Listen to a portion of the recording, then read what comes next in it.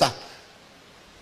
కలకత్తాలో ఒక circus company అంట మన దేశంలో జంతువుల్ని బ్యాన్ చేసినారు, సర్కస్లో ఆడించకూడదు, జంతు ప్రేమికులందరూ గొడవ పడితే.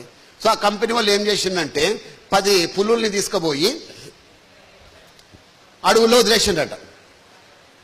వారం రోజుల తర్వాత ఆ 10 పులుల్లో 7 పులుల్ని అడవి కుక్కలు వేటాడి చంపిస్తాయంట. విన్నారా గమ్మత్తు? పులుల్ని ఎవరు వేటాడినారు? అడవి కుక్కలు. పులులు అంత ఈజీగా ఎట్లా చచ్చిపోయినా చెప్పండి? Because they belong to circus.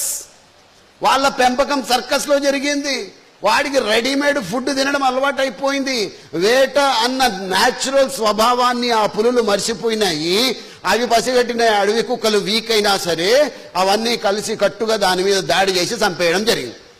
ఇదెందుకు చెప్తున్నా అంటే మిత్రులారా, చాలా మంది తల్లిదండ్రులు, ఎందుకంటే ఈ వీడియో యూట్యూబ్లో పోతుంది కాబట్టి చెప్తా ఉన్నా, ప్రపంచవ్యాప్తంగా యూట్యూబ్లో ఇవన్నీ చూస్తారు తల్లిదండ్రులు కాబట్టి చెప్తా ఉన్నా, సర్కస్ పులుల లెక్క మీ పిల్లల్ని పెంచకండి దయచేసి. వాళ్ళకు ఒక హిమ్మత్ అన్నది ఇవ్వాలి. చాలా మంది తల్లిదండ్రులు చెప్తున్న పొరపాటు, ముద్దుగా పెంచు, ముద్దుగా, నా బిడ్డకు ఏమవ్వదు, బండిలో కారులో దింపుతాడు వాడు బుడ్డోడు, వాని కారు ఎందుకు చెప్పండి? ఒక స్కూల్లో ఎల్కేజీ పోవడానికి అడ్మిషన్ కోసం వెళ్తే ఎంతరయ్యా ఫీజు అంటే 1,00,000 ఎందుకు రయ్యా? అందరూ కూర్చోబెట్టి ఏబీసీడీలు చెప్తారు, మేము పడుకోబెట్టి ఏసీలో చెప్తామంటే. వానికి పడుకోబెట్టి చదువు చెప్తే చదువు అంటుతుందా? అరే అబ్దుల్ కలాం గారు ఎట్లా పోయినారు స్కూల్కి? పెద్దోళ్ళు ఎట్లా పోయినారు స్కూల్కి?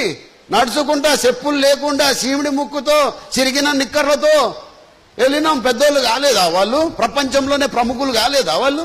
వీరికి చిన్నప్పటి నుంచి సుకుమారంగా పెంచితే పెద్దగా అయితే వానికి చిన్న కష్టం వస్తే వాడేం బతుకుతాడని?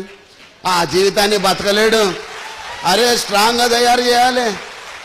చాలా మంది మొన్న పేపర్లో చదివిన, వానికి 3 నెలలంట పుట్టి పాన్ అట, pan card at the age of 3 months.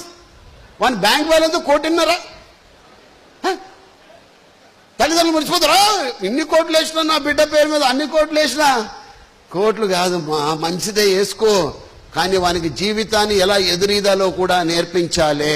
Yes my dear friend,